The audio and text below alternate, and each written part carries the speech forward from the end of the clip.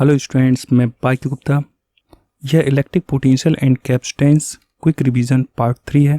16 potential energy of electric dipole. एक uniform electric field दी हुई है E। इलेक्ट्रिक फील्ड यूनिफॉर्म है, इसमें एक इलेक्ट्रिक डायपोल रखा हुआ AB किस एंगल पे रखा हुआ है θ1। तो इस डायपोल को हमें θ1 से कितना रोटेट कराना है, θ2 रोटेट कराना है, यानी यहाँ से इस एंगल पर θ2 रोटेट कराना है। डायपोल को यूनिफॉर्म इलेक्ट्रिक फील्ड में रखा हुआ है, तो इस पर लगने वाला टॉर्क कितना हो जाएगा। तो torque acting on the dipole tau is equal to होता है P sin θ। अब सपोज कीजिए इस डायपोल को स्मॉल d θ रोटेट किया जाता है, तो स्मॉल d θ रोटेट करने में स्मॉल वर्क होगा। स्मॉल वर्क का फार्मूला क्या होता है, टॉर्क इंटू d θ। ध्यान रखिए रोटेशन के केस में टाउ d θ स्मॉल वर्क का फार्मूला होता है। टाउ की वैल्यू कितनी है, P sin θ, यहाँ पुट कर देंगे P sin θ d θ। लेकिन डायपोल को स्मॉल d θ नहीं रोटेट कराना है, कहाँ से कहाँ रोटेट कराना है, θ1 से θ2। तो टोटल वर्क के लिए स्मॉल वर्क dw का इंटीग्रेशन करेंगे, तो integration P sin θ d θ, limit कहाँ से कहाँ तक, θ1 से θ2। और sin θ का इंटीग्रेशन कितना होता है, माइनस कॉस θ, तो P माइनस कॉस θ θ1 टू θ2। तो इसमें लिमिट की वैल्यू पुट कर देंगे, तो W is equal to minus PE, upper limit θ2 है, पुट करेंगे cos θ2 माइनस cos θ1। तो जो माइनस साइन है इससे अंदर मल्टीप्लाई कर देंगे, तो W इज इक्वल टू आएगा PE cos θ1 माइनस cos θ2। तो यह जो वर्क है यह इलेक्ट्रिक डायपोल को यूनिफॉर्म इलेक्ट्रिक फील्ड में θ1 से θ2 रोटेट करने में है। तो इम्पोर्टेंट फार्मूला है, याद रखिएगा आप। Potential energy stored in the electric dipole, तो इस इलेक्ट्रिक डायपोल में पोटेंशियल एनर्जी कितनी स्टोर होगी, जो वर्क किया जाएगा डायपोल को रोटेट करने में वह वर्क डायपोल में पोटेंशियल एनर्जी के फॉर्म में स्टोर होता है। जो W है, W की जगह क्या पुट करेंगे U, तो U is equal to PE cos θ1 minus cos θ2।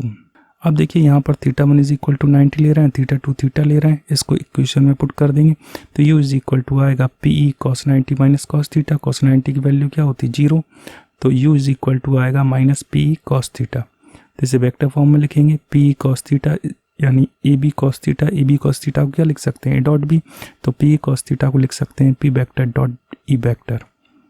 तो ये वेक्टर नोटेशन है इसका। तो ये फार्मूला आपको याद रखना है। पोटेंशियल एनर्जी का U इज इक्वल टू होता है माइनस PE cos θ, और θ1 से θ2 रोटेट करने में वर्क का फार्मूला होता है, तो W is equal to PE cos θ1 minus cos θ2। अब इसमें केस है, केस याद रखिएगा, व्हेन θ इज इक्वल टू 0। 0 का मतलब है जो इलेक्ट्रिक फील्ड की डायरेक्शन है राइट डायरेक्शन है, इसमें इलेक्ट्रिक डायपोल को इसी डायरेक्शन में रखा जाता है, और इलेक्ट्रिक डायपोल की जो डायरेक्शन होती है वो नेगेटिव टू पॉजिटिव होती है। तो देखिए यह है इलेक्ट्रिक फील्ड की डायरेक्शन A, और यही है इलेक्ट्रिक डायपोल की डायरेक्शन। तो θ इज इक्वल टू कितना हो गया 0, तो θ इज इक्वल टू 0, तो U is equal to minus PE cos θ। θ is equal to कितना पुट किया, 0 पुट किया, तो 0 cos 0 की वैल्यू कितनी होती है 1, तो U इज इक्वल टू हो जाएगा माइनस PE cos 0 की वैल्यू 1, तो माइनस PE। यह जो पोटेंशियल एनर्जी आई है यह पोटेंशियल एनर्जी मिनिमम होगी। तो ये क्वेश्चन इस तरह से भी पूछा जा सकता है, इलेक्ट्रिक डायपोल को यूनिफॉर्म इलेक्ट्रिक फील्ड में किस एंगल पे रखा जाए कि पोटेंशियल एनर्जी मिनिमम होगी। तो क्या बोलेंगे आंसर, θ इज इक्वल टू 0। यह क्वेश्चन इस तरह से पूछा जा सकता है, इलेक्ट्रिक डायपोल को यूनिफॉर्म इलेक्ट्रिक फील्ड में θ इज इक्वल टू 0 एंगल पे रखा है, या यूनिफॉर्म इलेक्ट्रिक फील्ड की ही डायरेक्शन में रखा है, तो उसकी पोटेंशियल एनर्जी बताइए। तो potential energy U is equal to हो जाएगा माइनस P मिनिमम। अब देखिए केस नंबर 2। केस नंबर 2 क्या है, जब व्हेन θ इज इक्वल टू कितना है 90 डिग्री, यानी यूनिफॉर्म इलेक्ट्रिक फील्ड है, ये एंगल कितना गिवन है, ये θ इज इक्वल टू गिवन है 90 डिग्री। ये इलेक्ट्रिक डायपोल की डायरेक्शन कहाँ से कहाँ होती है, नेगेटिव टू पॉजिटिव। तो ये डायरेक्शन हो गई इलेक्ट्रिक डायपोल की, ये यूनिफॉर्म इलेक्ट्रिक फील्ड की डायरेक्शन हो गई। तो θ कितना आया 90, तो θ इज इक्वल टू कितना आया 90। तो यहाँ पर पोटेंशियल एनर्जी का फार्मूला क्या होता है, U is equal to minus PE cos θ। यहाँ पर θ is equal to 90 degree put करेंगे, 90 पुट करेंगे तो cos 90 की वैल्यू क्या होती है 0, तो पोटेंशियल एनर्जी आ जाएगी 0। तो क्वेश्चन इस तरह से पूछा जा सकता है, यूनिफॉर्म इलेक्ट्रिक फील्ड में इलेक्ट्रिक डायपोल को 90 डिग्री एंगल पर रखा जाता है, तो पोटेंशियल एनर्जी कितनी होगी 0 होगी। यह क्वेश्चन इस तरह से पूछा जा सकता है, यूनिफॉर्म इलेक्ट्रिक फील्ड में इलेक्ट्रिक डायपोल को किस एंगल पे रखा जाए कि पोटेंशियल एनर्जी 0 हो, तो θ इज इक्वल टू किस एंगल पे 90 डिग्री एंगल पे। Case number 3, when θ is equal to 180, यानी इलेक्ट्रिक डायपोल को यूनिफॉर्म इलेक्ट्रिक फील्ड के एंटी पैरेलल रखा जाता है, यानी ये नेगेटिव चार्ज है डायपोल का, ये पॉजिटिव चार्ज है, तो इलेक्ट्रिक डायपोल की डायरेक्शन ये हो गई और इलेक्ट्रिक फील्ड की डायरेक्शन ये हो गई। तो ये एंगल दोनों के बीच कितना हो गया 180 डिग्री। तो थीटा इज इक्वल टू कितना होगा 180। 180 रखने पर पोटेंशियल एनर्जी कितनी होगी, तो U is equal to formula क्या होता है -p cos थीटा। तो यहाँ पर थीटा इज इक्वल टू कितना पुट कर देंगे 180 cos 180 की वैल्यू कितनी होती है -1। तो यू इज इक्वल टू हो जाएगा माइनस माइनस क्या हो जाएगा प्लस। तो PE यह पोटेंशियल एनर्जी मैक्सिमम है, वेरी इंपॉर्टेंट है। तो इलेक्ट्रिक डायपोल को यूनिफॉर्म इलेक्ट्रिक फील्ड में किस एंगल पे रखा जाए पोटेंशियल एनर्जी मैक्सिमम होगी, तो theta is equal to 180 degree पर। या इलेक्ट्रिक डायपोल को यूनिफॉर्म इलेक्ट्रिक फील्ड में एंटी पैरेलल रखा जाता है तो पोटेंशियल एनर्जी कितनी होती है मैक्सिमम कितनी होगी, U is equal to PE maximum. याद रखिएगा तीनों पॉइंट। 18 conductor insulator dielectric. देखिए कंडक्टर क्या होता है, कंडक्टर वे मटेरियल जिसमें फ्री इलेक्ट्रॉन्स होते हैं, करंट इजली फ्लो होती है, उन्हें हम कंडक्टर कहते हैं। जैसे कॉपर हो गया, एल्युमिनियम हो गया, तो ये सभी क्या है कंडक्टर हैं। जब कंडक्टर को किसी बैटरी से सप्लाई दी जाती है तो इसके अंदर फ्री इलेक्ट्रॉन्स जो होते हैं वो मूव करते हैं और फ्री इलेक्ट्रॉन्स के मूवमेंट को हम कहते हैं करंट। तो समझ में आया कंडक्टर वे मटेरियल जिसमें फ्री इलेक्ट्रॉन्स होते हैं और करंट इजली फ्लो होती है उन्हें क्या कहते हैं कंडक्टर। इंसुलेटर वे मटेरियल जिसमें फ्री इलेक्ट्रॉन्स नहीं होते हैं, करंट फ्लो नहीं होती है, उन्हें कहते हैं इंसुलेटर। जैसे ये प्लास्टिक का वायर है, इसको हम बैटरी से अगर सप्लाई दें तो इसमें करंट फ्लो होगी नहीं फ्लो होगी। तो यानी जिन मटेरियल में फ्री इलेक्ट्रॉन्स नहीं होते हैं उन्हें हम कहते हैं इंसुलेटर। अब डाइलेक्ट्रिक क्या होता है, डाइलेक्ट्रिक एक तरह से इंसुलेटर ही होता है। जैसे ये डाइलेक्ट्रिक दिखाया गया है, नॉर्मल कंडीशन में इसमें करंट फ्लो नहीं होती है, लेकिन जैसे ही इसको यूनिफॉर्म इलेक्ट्रिक फील्ड में रखा जाता है तो इलेक्ट्रिक फील्ड के इफेक्ट से देख रहे हो उसके मॉलिक्यूल्स पर चार्ज इंड्यूस हो जाता है। तो एक तरफ पॉजिटिव आता है, दूसरी तरफ नेगेटिव आता है। नॉर्मल कंडीशन में ये इंसुलेटर होते हैं, लेकिन यूनिफॉर्म इलेक्ट्रिक फील्ड में रखने पर इनके मॉलिक्यूल्स पर चार्ज इंड्यूस हो जाता है। वैसे मटेरियल को कहते हैं डाइलेक्ट्रिक। 20 है polar and non polar dielectric. तो देखिए टाइप्स ऑफ डाइलेक्ट्रिक। डाइलेक्ट्रिक कितने टाइप्स के होते हैं, non polar dielectric, polar dielectric. क्या होते हैं ये non polar dielectric. Non polar dielectric material को दिखाया गया है, नॉन पोलर डाइलेक्ट्रिक के मॉलिक्यूल्स हैं। तो यहाँ पर एक मॉलिक्यूल्स को दिखाया गया है, तो ये है नेगेटिव चार्ज और ये है पॉजिटिव चार्ज। तो पॉजिटिव का सेंटर पॉइंट ये है और नेगेटिव का भी सेंटर पॉइंट ये है, यानी दोनों की सेंटर ऑफ ग्रेविटी मिडिल में बीच में है। तो देखिए दोनों की सेंटर ऑफ ग्रेविटी क्या है, एक ही है। तो ऐसे मॉलिक्यूल्स जिसमें पॉजिटिव चार्ज और नेगेटिव चार्ज दोनों का centre point, centre of gravity point एक ही होता है, उसे कहते हैं नॉन पोलर। नाम से पता चल रहा है इसमें कोई पोल नहीं बन रहा है, तो ऐसे डाइलेक्ट्रिक को कहेंगे नॉन पोलर डाइलेक्ट्रिक। अब पोलर डाइलेक्ट्रिक क्या होता है, पोलर डाइलेक्ट्रिक तो देखिए पोलर डाइलेक्ट्रिक है, इसके मॉलिक्यूल्स हैं, देखने से पता चल रहा है इसमें एक पोल पॉजिटिव है दूसरा नेगेटिव है। ऐसे डाइलेक्ट्रिक मॉलिक्यूल्स जिसमें पॉजिटिव का सेंटर ऑफ ग्रेविटी पॉइंट अलग होता है, ये पॉजिटिव चार्ज का सेंटर ऑफ ग्रेविटी है और ये नेगेटिव चार्ज का सेंटर ऑफ ग्रेविटी है। तो देखिए दोनों के सेंटर ऑफ ग्रेविटी क्या है, अलग अलग हैं। इसमें दो पोल जनरेट हो रहे हैं, एक पॉजिटिव और एक नेगेटिव। तो ऐसे डाइलेक्ट्रिक मॉलिक्यूल्स को कहेंगे पोलर डाइलेक्ट्रिक।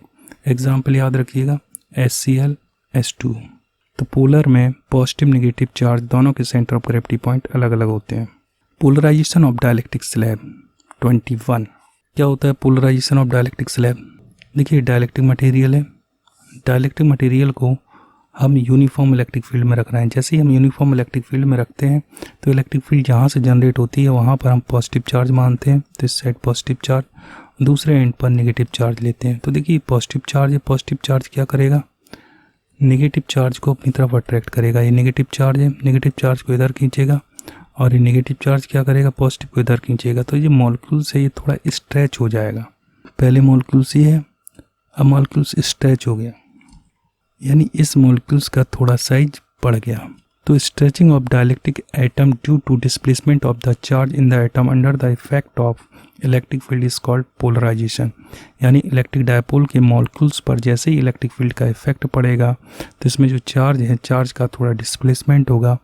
तो इसी स्ट्रेचिंग ऑफ डाइलेक्ट्रिक एटम को हम कहते हैं polarisation. Polarisation of a dielectric slab, ये प्लेट पॉजिटिव है, ये प्लेट नेगेटिव है, तो क्या इलेक्ट्रिक फील्ड होगी, इलेक्ट्रिक फील्ड कितनी है, EO। अब बीच में हम डाइलेक्ट्रिक स्लैब को रख रहे हैं, जैसे डाइलेक्ट्रिक स्लैब को इंसर्ट किया जाएगा तो इसके मॉलिक्यूल्स में इलेक्ट्रिक फील्ड के इफेक्ट से पोलराइजेशन होगा। तो एक तरफ नेगेटिव चार्ज आ रहा है, दूसरी तरफ मॉलिक्यूल्स में पॉजिटिव आ रहा है। तो देखिए यहाँ पर नेगेटिव चार्ज है, ये, और दूसरी तरफ इधर क्या आ रहा है, पॉजिटिव आ रहा है, ये नेगेटिव चार्ज है, इधर क्या आ रहा है, पॉजिटिव आ रहा है, ये नेगेटिव चार्ज है, इधर क्या आ रहा है, पॉजिटिव आ रहा है।